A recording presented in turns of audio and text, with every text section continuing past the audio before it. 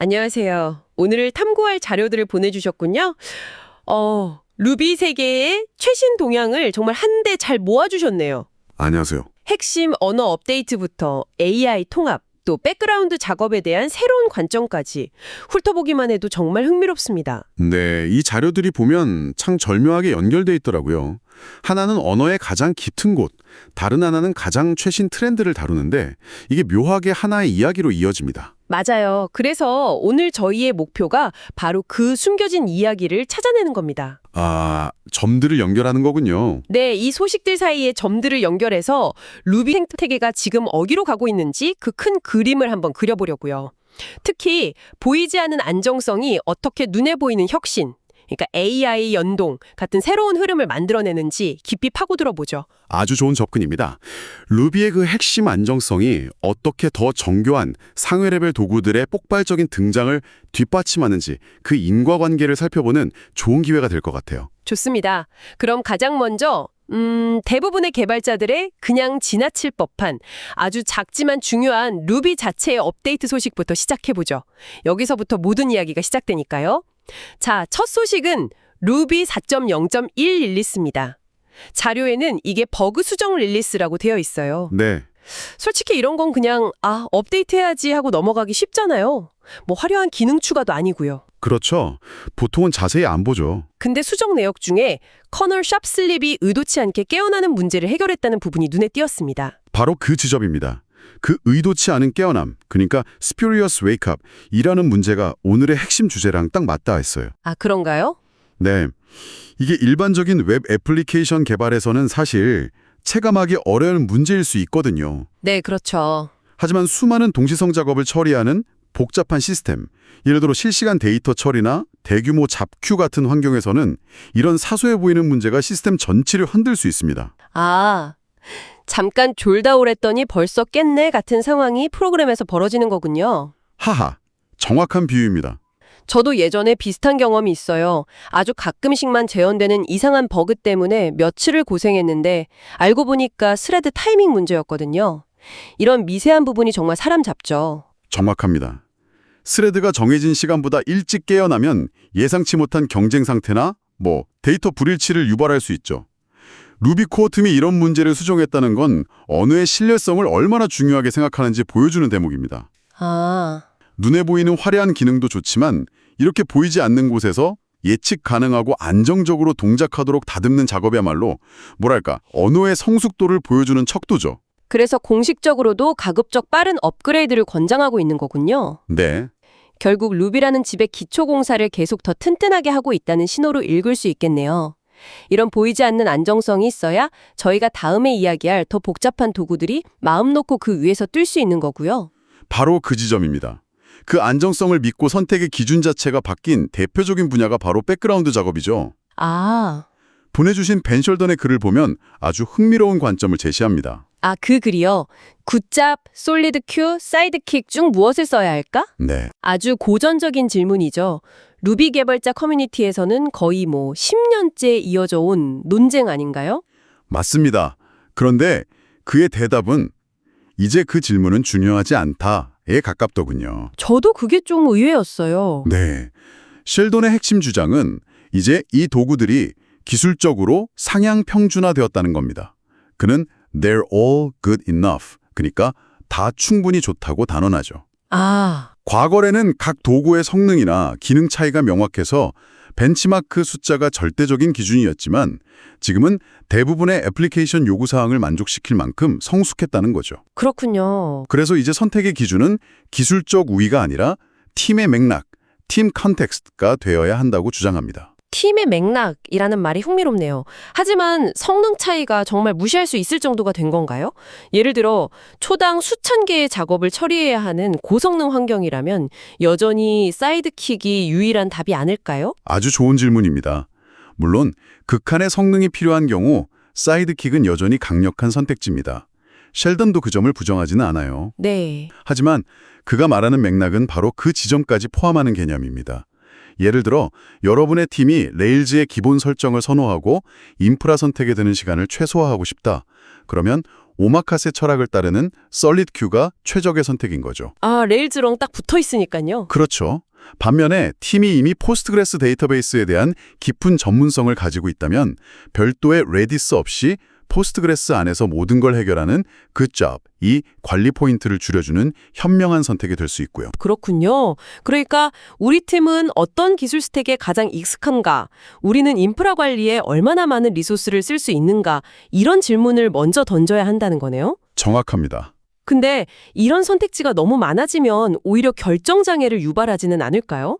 팀의 맥락이라는 게 사실은 가장 애매하고 주관적인 기준일 수도 있잖아요. 그럴 수 있습니다.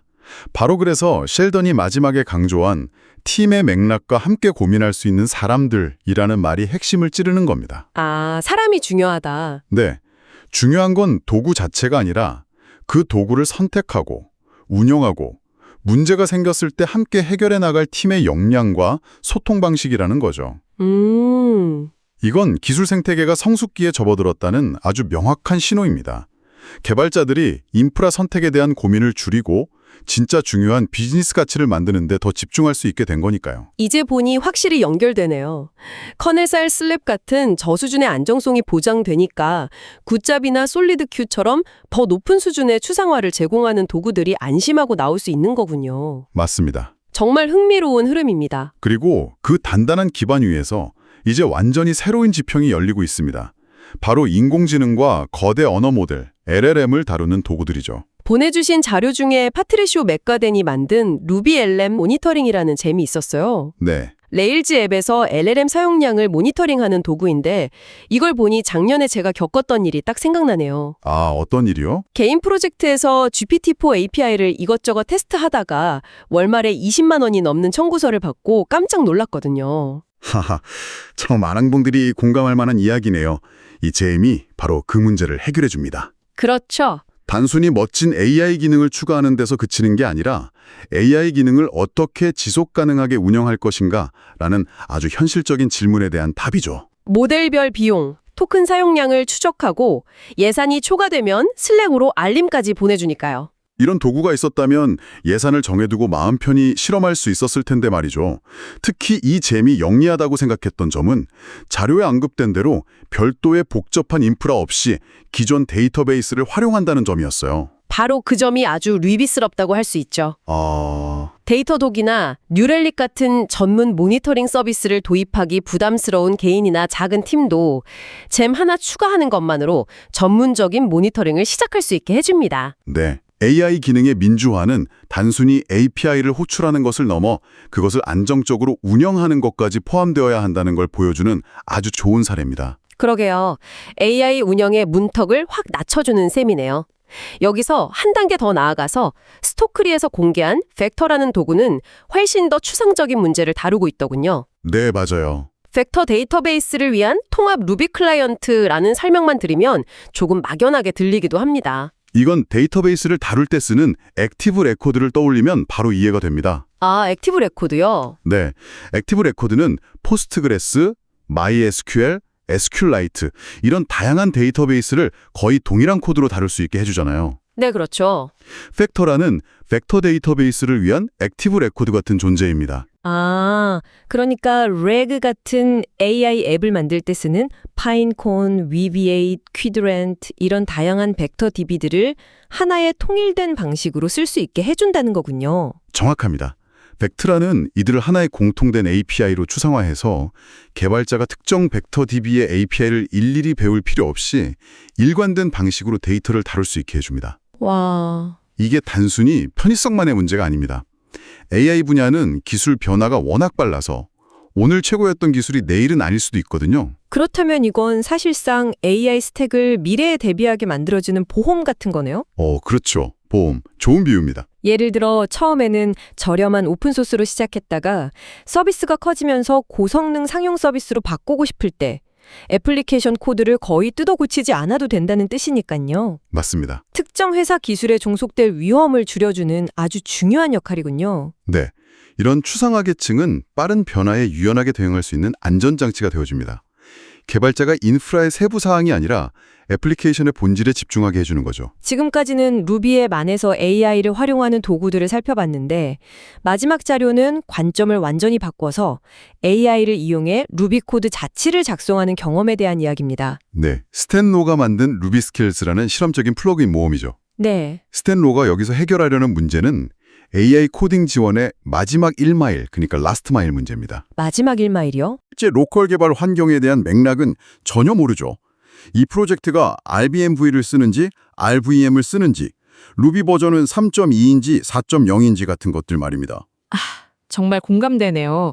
저도 얼마 전에 AI가 짜준 코드를 붙여넣었더니 undefined method 에러가 10개나 떠서 결국 처음부터 다시 짰던 기억이 납니다. 하하, AI한테 너 혹시 2023년에서 왔니? 라고 물어보고 싶었죠. 바로 그 경험입니다. AI가 최신 문법으로 코드를 짜줬는데 정작 내 프로젝트는 9버전이라 실행이 안 되는 상황이죠. 맞아요. 루비스키즈는 RBMV, RVM 같은 버전 관리 도구를 자동으로 감지해서 AI가 해당 환경에 맞는 코드를 생성하도록 유도합니다. 와, 더 나아가서 루비 LSP 플러그인은 루비 LSP, 그러니까 언어 서버 프로토콜과 연동해서요. AI가 생성한 코드에 대해서도 정의로 이동이나 참조 찾기 같은 IDE의 지능적인 기능을 그대로 사용할 수 있게 돕습니다. 한마디로 AI를 그냥 인터넷에서 코드를 긁어오는 복사 붙여넣기 기계가 아니라 내 프로젝트의 구조와 환경을 이해하는 똑똑한 페어 프로그래머로 만들어주는 시도군요. 정말 필요한 기능입니다. 네, 일반적인 거대 언어 모델과 개발자의 복잡하고 개인화된 로컬 환경 사이에 그 깊은 간극을 메워주는 다리 역할을 하는 거죠. 네. 자료에 언급됐듯이 이 프로젝트의 최종 목표가 공식 루비, 그러니까 루비 조직으로 코드를 이전하는 것이라는 점은 이 시도가 단순한 개인 프로젝트를 넘어 커뮤니티 전체의 미래와 연결될 수 있다는 걸 보여줍니다. 자, 그럼 오늘 살펴본 이 모든 것을 종합해보면 어떤 그림이 그려질까요? 명확한 흐름이 하나 보입니다. 네, 루비의 핵심은 커널 슬립 버그 수정처럼 보이지 않는 곳에서 더 단단해지고 있고 그 위에서는 성숙한 생태계 덕분에 개발자들이 더 이상 인프라의 세부 상황에 얽매이지 않게 되었죠.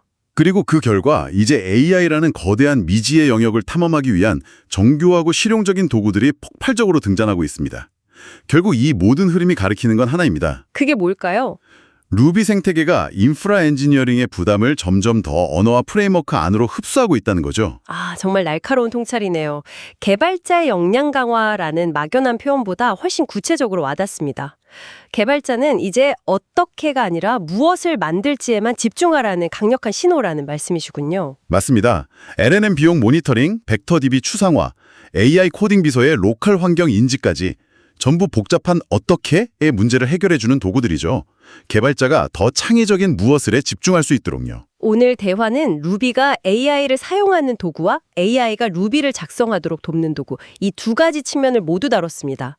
루비 생태계가 이 새로운 시대를 양방향으로 깊이 끌어안고 있다는 게 정말 인상적이네요. 네, 마지막으로 이 자료들을 바탕으로 생각해 볼 만한 질문을 하나 남겨드리고 싶습니다. 네. 이렇게 AI를 활용하는 애플리케이션과 AI가 코드를 작성하는 개발 환경이 점점 더 깊게 융합될 때 개발자의 행복을 최우선으로 여기거나 유연한 메타 프로그래밍을 장려하는 루비의 근본적인 철학이 과연 어떤 역할을 하게 될까요? 인간과 기계가 함께 코드를 작성하는 세상에서 루비만의 그 우아함과 표현력이 다른 언어와 차별화되는 독특한 강점이 될 수 있을지 한번 고민해 보시면 좋겠습니다.